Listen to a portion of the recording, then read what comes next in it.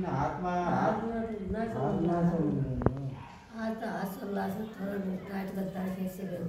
नटुटेला स्वतः सुधार हुआ है इधर हाथ से मतलब कम रही थी काम में ठीक होगा साहब आपने बोली बोली ना बोली चले आते हैं उसको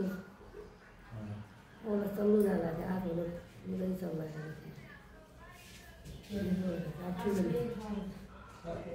ये कपड़ा में चलता है कि कपड़ा हमारे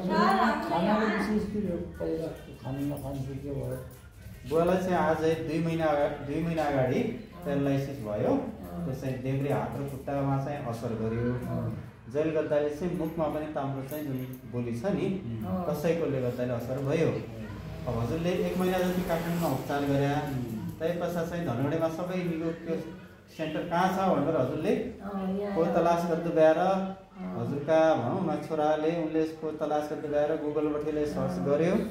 गरिसकेपछि उनले चाहिँ एडभान्स फिजियोथेरापी भन्ने ठाउँ चाहिँ भेटायो अनि वहीँबाट तनले कन्ट्याक्ट नम्बर मेरो पाया हुनाले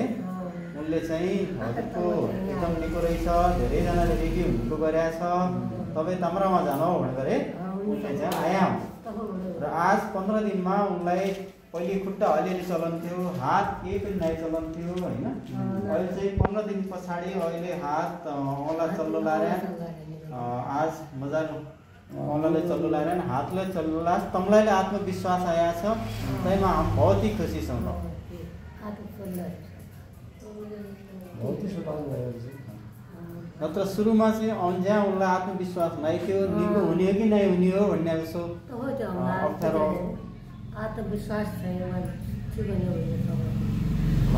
धन्यवाद अब केही समय और आउनु पर्यो उनलाई पहिलेका जस्तो अवस्थामा हम फर्काउँला हैन